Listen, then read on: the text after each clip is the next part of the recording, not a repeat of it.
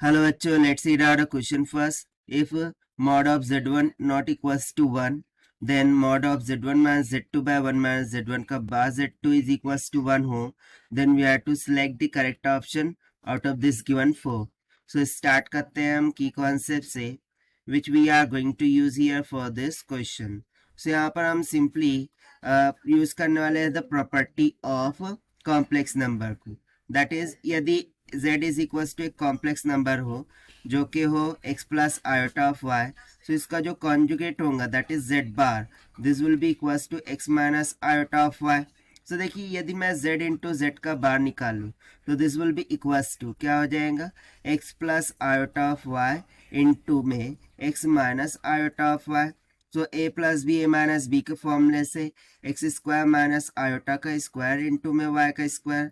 So this will be equals to iota का square क्या हो जाएगा, सिंपली माइनस का 1, यानी कि ये किसके इक्वल आ जाएगा, एक्स स्क्वायर प्लस में y स्क्वायर के इक्वल.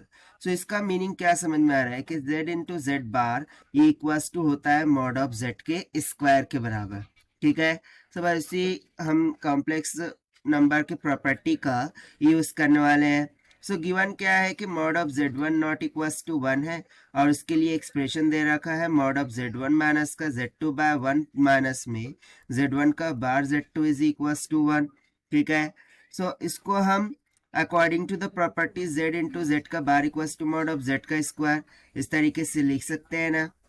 सो इसको हम सिंपली क्या बोलेंगे कि एक ब्रैकेट में हो जाएगा z1 माइनस का z2 divided by 1 minus z1 का बार z2 एज इट इज, और जो सेकंड टर्म रहेंगी वो उसका कॉन्जुगेट होगा यानी कि बार में चला जाएगा. तो यहाँ पर z1 का बार माइनस में z2 का बार डिवाइडेड बाय 1 का बार तो 1 ही होगा माइनस में z1 का बार और उसका और एक बार, सो बार बार कैंसिल, ये हो जाएगा सिंपली z1 मल्टीप्लाई में z2 का बार हो जाएगा और ये किसके इक्वल रहेगा 1, और 1 का बार लेंगे तो 1 ही रहने वाला है. ठीक है, सो चलिए अब इसको हम सिंप्लीफाई करते हैं. So numerator to numerator, denominator to denominator multiplications करेंगे.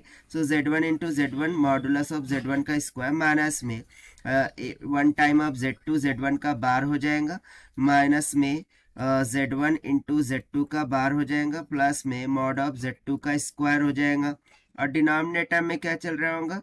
सो देखिए ये सिंपली हो जाएगा 1 इंटू 1 1 माइनस में 1 इंटू z1 का bar into z2 as it is हो जाएगा, देन माइनस में z1 z2 का बार, ठीक है, प्लस में z1 into z2 z1 into z1 का स्क्वायर, z2 इंटू z2 का square, this will be equals to 1. अब डिनोमिनेटर की टर्म को हम उस तरफ लेकर जाएंगे.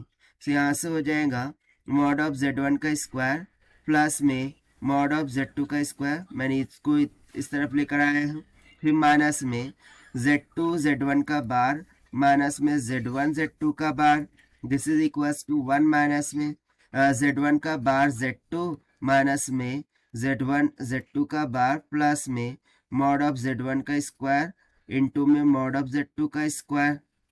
यहाँ से देखिए ये वाले term on to the both side हो गई कैंसिल आउट.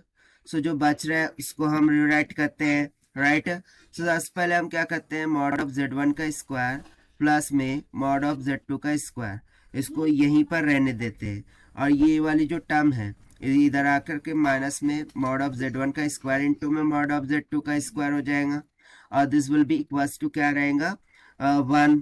सो यहाँ से हम क्या करते हैं मॉड ऑफ z1 उसको कॉमन निकाल लेते हैं. ठीक है ना, हम किसको कॉमन निकालेंगे, मॉड ऑफ z1 के स्क्वायर को. सो क्या हो जाएगा, या फिर मॉड ऑफ z2 का स्क्वायर उस तरफ लेकर जाते हैं, राइट. सो ये हो जाएगा मॉड ऑफ z1 का स्क्वायर माइनस में मॉड ऑफ z1 का स्क्वायर मॉड ऑफ z2 का square, this will be equals to, इधर हो जाएगा 1 माइनस में मॉड ऑफ z2 का whole square. Mod of z1 के स्क्वायर को कॉमन निकालेंगे. ठीक है, मॉड ऑफ z1 के स्क्वायर को निकाला कॉमन.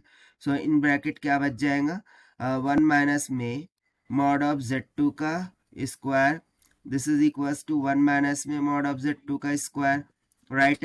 बट हमें अकॉर्डिंग टू क्वेश्चन एक टर्म दे रखी थी, ठीक है, कि मॉड ऑफ z1, ठीक है, ये इक्वल्स टू 1 नहीं है. सो इस कारण से हम जो राइट हैंड साइड में टर्म है उसको इस तरफ लेकर आते हैं. सो क्या हो जाएगा, मॉड ऑफ z1 का स्क्वायर इन ब्रैकेट 1 माइनस में मॉड ऑफ z2 का स्क्वायर, और ये इधर आकर के माइनस में 1 माइनस मॉड ऑफ z2 का स्क्वायर हो जाएगा. This is equals to simply 0. So अब हम क्या करेंगे, जो मॉड ऑफ z2 है 1 माइनस में मॉड ऑफ z2 का स्क्वायर, इसको कॉमन निकाल लेंगे. ठीक है, दैट इज 1 माइनस में मॉड ऑफ z2 का स्क्वायर मल्टीप्लाई में क्या आ जाएगा, मॉड ऑफ z1 का स्क्वायर माइनस का 1. This should be equals to 0.